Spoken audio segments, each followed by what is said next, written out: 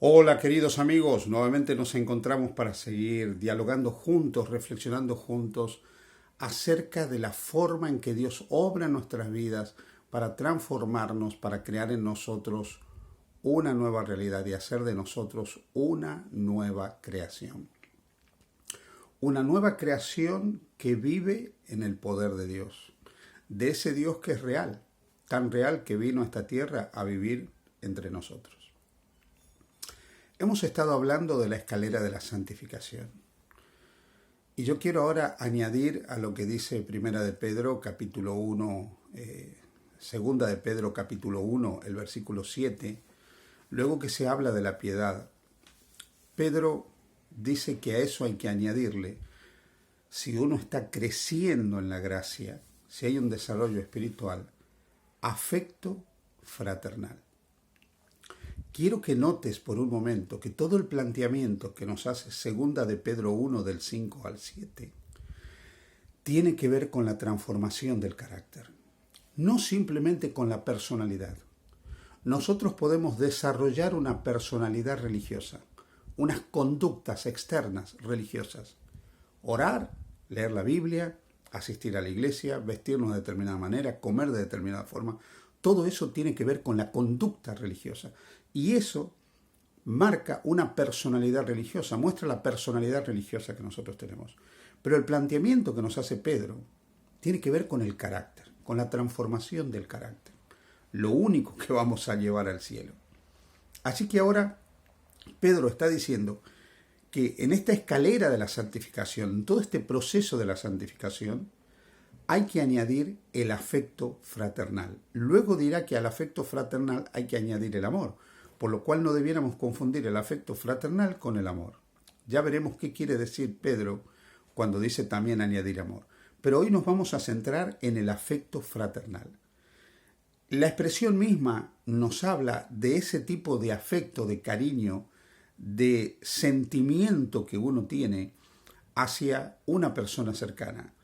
Los padres con sus hijos, los hijos con sus padres, el que se da en la familia, el que nosotros proyectamos también y tenemos con nuestros amigos más íntimos. Ese tipo de afecto, ese tipo de compañerismo, ese tipo de amistad, ese cariño, el afecto fraternal, es algo que se nos dice que debe existir en la vida de un cristiano convertido. Ahora bien, las palabras que transmiten los apóstoles son palabras que hunden sus conceptos en la ética de Jesús. Jesús dio una serie de enseñanzas que ellos oyeron. Jesús transmitió una serie de valores que ellos aprendieron. Y bajo la inspiración de Dios por medio del Espíritu Santo, ahora ellos proyectan en estas epístolas aspectos que tienen que ver con esas enseñanzas de Jesús. Y en lo que tiene que ver con el afecto fraternal, la forma que tenía Jesús de entender el afecto fraternal era revolucionaria. Mirad, en primer lugar, para él este afecto iba más allá de los lazos de sangre. En cierta ocasión, cuando vienen y le dicen a Jesús, tu madre y tus hermanos están a la puerta y te buscan, Jesús dice, ¿quién es mi madre y quiénes son mis hermanos? Todo aquel que hace la voluntad de mi Padre es mi madre, es mi hermano, sí, es mi familia.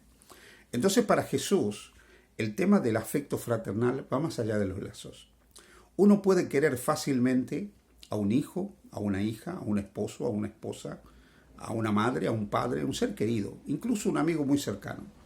Pero el planteamiento que nos hace Jesús es totalmente diferente. Jesús nos plantea algo totalmente distinto. Él nos dice que a los que tenemos que amar no son simplemente aquellos con los cuales nos unen los lazos de sangre.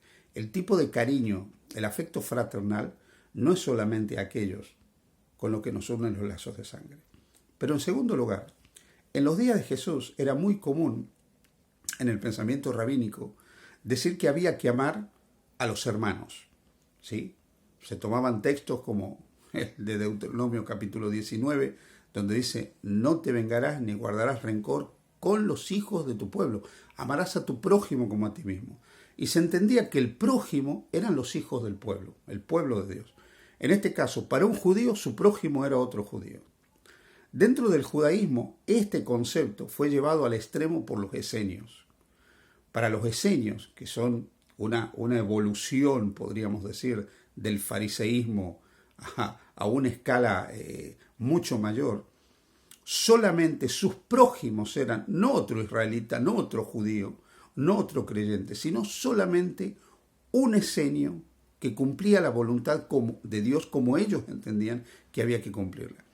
De ahí que los esenios, a la hora de orar por otros, pedían maldiciones para los que no eran esenios. Para los esenios, su prójimo eran solamente ellos, y el afecto fraternal había que brindarlo solamente a ellos. Pero el planteamiento que hace Jesús es totalmente diferente, porque Jesús nos enseña que el prójimo es todo aquel que realmente está a la vera del camino y necesita de mí.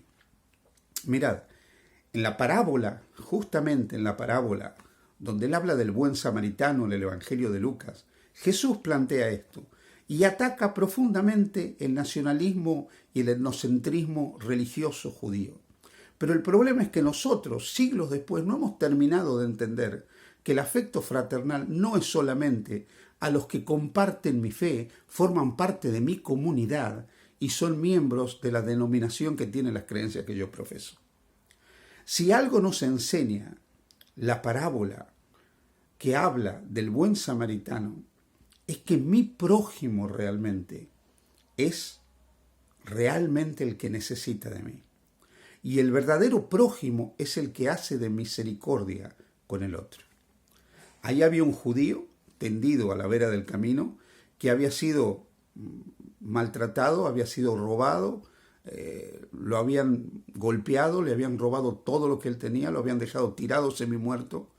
Y pasa un samaritano. Ya sabéis porque hemos hablado otras veces de cómo se relacionaban los samaritanos con los judíos, que en realidad no se relacionaban, tenían un auténtico desprecio entre ellos.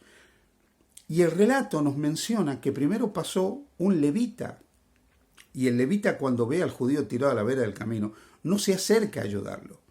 Iría muy apurado a cumplir sus deberes religiosos. Luego pasó un sacerdote, también iba al templo a cumplir sus deberes religiosos. Ni el levita ni el sacerdote ayudaron al samaritano, al judío herido, aunque estaban obligados porque era su prójimo desde el punto de vista legal. Pero sin embargo, creían que el cumplimiento de determinadas tareas religiosas a ellos los eximía de ejercer misericordia con esa persona en ese momento. Probablemente porque vivían una vida religiosa, tenían una personalidad religiosa, pero su carácter no tenía amor, no había sido transformado por la gracia. Y de pronto llega el samaritano, y el samaritano, que no era judío, y para el cual ese no era técnicamente su prójimo, no tiene problema en utilizar de afecto fraternal hacia él. ¿Y cómo lo hace?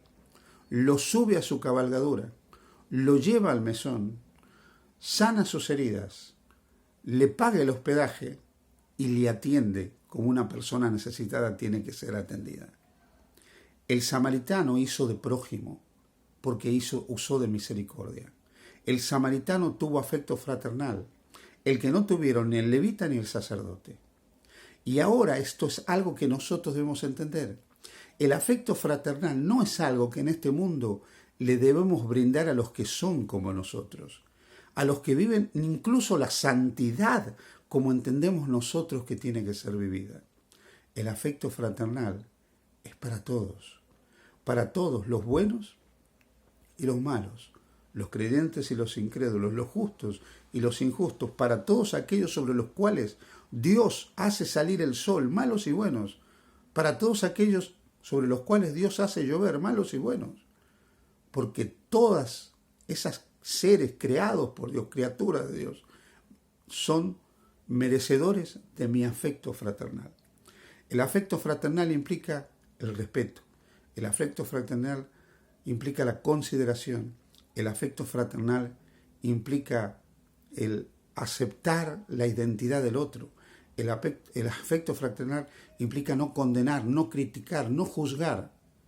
El afecto fraternal significa eso, tener un afecto entrañable por otro, aunque no sea como yo. En este mundo en el que nosotros como cristianos vivimos, nos encontramos con muchas personas desemejantes a nosotros en nuestra escala de valores. Personas que no entienden la sexualidad como nosotros, el matrimonio como nosotros, las relaciones como nosotros. Personas que entienden y perciben la vida de otra manera. Vivimos en un mundo donde se celebran matrimonios entre personas que comparten el mismo sexo. Vivimos en un mundo donde hay personas que no se casan y sin embargo viven juntas. Vivimos en un mundo donde hay personas que no tienen la misma ética de la sexualidad que nosotros, que no tienen los mismos valores de comportamiento en cuanto a las relaciones afectivas que nosotros. ¿Significa que esas personas no deben recibir nuestro afecto fraternal? ¿Significa que nosotros estamos para condenarlos? ¿Significa que nosotros estamos para juzgarlos? ¿Significaría que tener afecto fraternal por ellos es en todo caso aceptar su estilo de vida o como ellos piensan? De ninguna manera. Podemos ser diferentes, podemos ser distintos, pero hay una cosa que un cristiano nunca debe dejar de tener, y es el afecto fraternal hacia todos, hacia los que forman parte de su comunidad y a los que no son parte de su comunidad, a los que viven el marco de la fe como ellos viven y a los que viven fuera de la fe.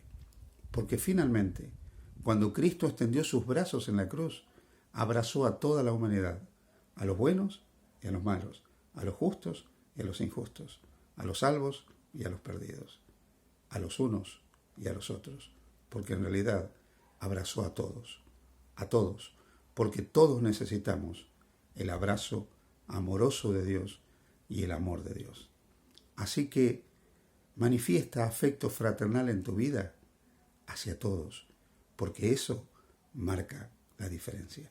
Que el Señor te bendiga. Feliz día junto a Jesús.